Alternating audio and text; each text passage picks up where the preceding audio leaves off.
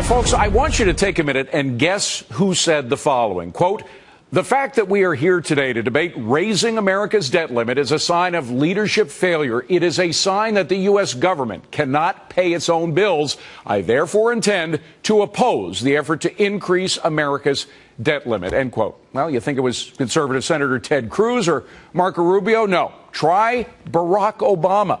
Then Senator Barack Obama in 2006, and yet listen to what he says now. I've heard people say, well, in the past there have been negotiations around raising the debt ceiling. It's always a tough vote because the average person thinks raising the debt ceiling must mean that we're running up our debt. You have never seen in the history of the United States the debt ceiling or the threat of not raising the debt ceiling being used to extort a president. Extortion? Is the president right or wrong? Hi, everybody. I'm David Asman. Welcome to Forbes on Fox. Let's go in focus with Steve Forbes, Rick Unger, Morgan Brennan, John Tamny, Mike Ozanian, and Sabrina Schaefer. So, Steve, if this is extortion, isn't the president guilty of having done it a couple of years ago? Sure. What he's guilty of is anti-democracy arrogance. There's always a negotiation around raising the debt limit, usually around budget issues. But he rammed through Congress a health care bill that no one likes. It's more unpopular today than it was 3 years ago when it was passed. It's becoming increasingly unworkable. So the American people say enough. And so he says that's arrogance. I think there's another word for it. All right. Well, Morgan, speaking of where extortion is a pretty loaded word. Is the president right to use it? I think it's a loaded word. I see why he's using it when you look at the definition. That being said, I think the bigger point here is this is poor politics. It's even worse for business. You even have the Republican-leaning Chamber of Commerce saying, like, quit tying these two together and let's get some legislation through. The truth of the matter is, in the last couple of years, when you look at the history of economic fiscal policy face-offs, it's the economy, the American economy has always been the thing that takes the hit, and that's without throwing a hot topic issue like Obamacare in the mix. Just take a look at 2011 when the last debt ceiling face-off happened. We saw stock markets plunge, and we saw a rating downgrade It's true. for the U.S. Of course, then very shortly afterward, the stock market came back up again. They kind of ignored the debt rating cut. But, Sabrina, extortion. The word extortion is a very strong word. The president seems to forget what he said, which would be called extortion by his definition as well, right? Yeah, extortion is criminal, right? I mean, look, this president is just simply grasping for straws because he knows that 53% of Americans realize that Obamacare is going to cost or drive their health care costs up. Republicans are doing the right thing. Look, this is risky business, but they realize that Obamacare is not ready for its big debut. It's going to drive up costs. It's going to cut jobs. We have a lot of work that has to be done in order to implement this properly. But Rick, on this debt issue, by the way, President Obama is not the only one to commit hypocrisy on this issue. Nancy Pelosi and Harry Reid both voted against raising the debt limit back when Bush was president. Yeah, I'm absolutely shocked. Who knew that the president was a politician? I just can't believe it. I guess the moral to the story is be careful what you say in the Senate. You may be in the White House someday. But, David, I am struggling to see where you're drawing this comparison towards what he said when he was the senator to what he's talking about now. Obamacare didn't exist when he was a senator. And, by the way, I would love one of our panelists, any one of them, to tell the audience when in our history a piece of legislation, a major piece of legislation, a signature piece of legislation for any president was held like this, and he was if he didn't do away with his own signature legislation, they were going to close the government. A signature legislation, by the way, that was carried through with the nuclear option, something that affected 1/6 of the economy, didn't have a single Republican vote. Which, by the way, the country doesn't want them to defund. John Tamny, look at what has happened to our debt, which has absolutely exploded in the past 4 years. It has grown from about $10 trillion to about $17 trillion in just 4 years. We cannot continue on this course. Yeah, and this is why Republicans should be obstructionist. Obamacare is bad for our health. Big government's bad for the economy.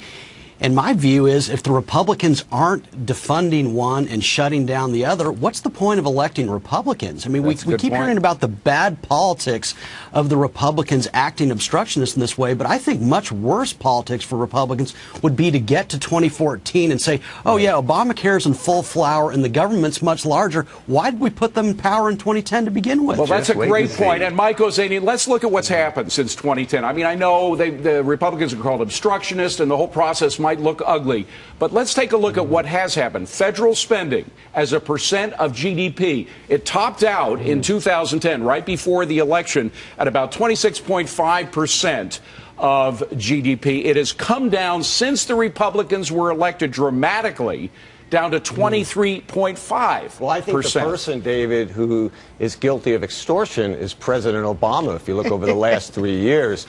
Principally, if you look at his record level of spending, his record level of borrowing, which has been coupled with all the bond buying but by the Fed, that's totally destabilized the value of the U.S. dollar. And it's a form of extortion that's been particularly cruel to the poor and the elderly who rely on fixed income. So the president is the one who's committed extortion here, and he's hurt the poor and the elderly the most. But again, Steve, hold on a second, Steve, because this is important. We have cut the federal spending dramatically since the Republicans came into power. Again, obstructionism doesn't look good on nightly news, but the fact is that it has helped lower the cost of government dramatically.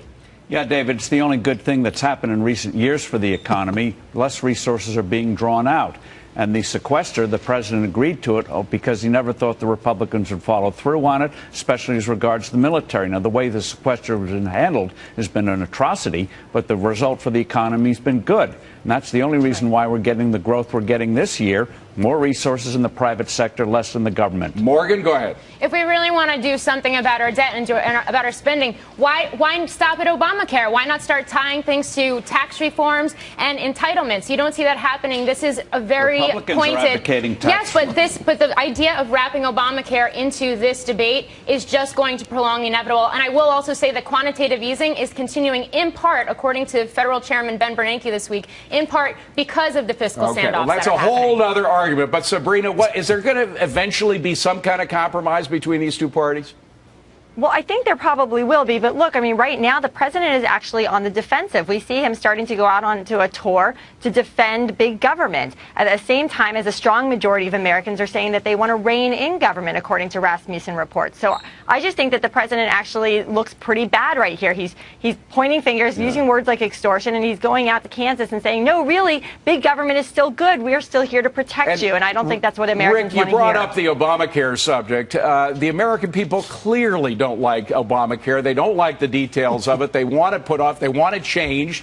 Can the president continue to go against their wishes? Let's be a little clear what their wishes are. Number one, while the American people, the majority, do not like Obamacare at this point, absolutely true. The overwhelming majority do not want it handled the way the Republicans in Congress are trying. They do not want it defunded. They do not want it revoked. They do see things that they think they want fixed. Hold on. Why do you say these things? Go ahead, Steve. Wait, please. Hold on. We can't let you hit and run like that, Steve. Go ahead. Do they want it defunded or not, Steve? The American people opposed the way of getting rid of Obamacare by defunding. They want a direct assault, David. They want it repealed or substantially changed. And since the president won't do that, then defunding is the only tool left. May I add some data, please? May I add some data? If you can do it in 5 seconds, quickly. Every poll, look at the poll of independents.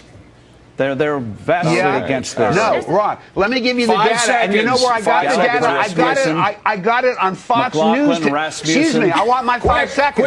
I got it on Fox News today, where they pointed out the Pew poll. 44% of the country still favors Obamacare. Majority doesn't. 26% of those who are against it do not want it defunded. Go to the Pew poll, folks. It's on Google. The battle of the polls is going to have to happen some other time. Thanks, guys.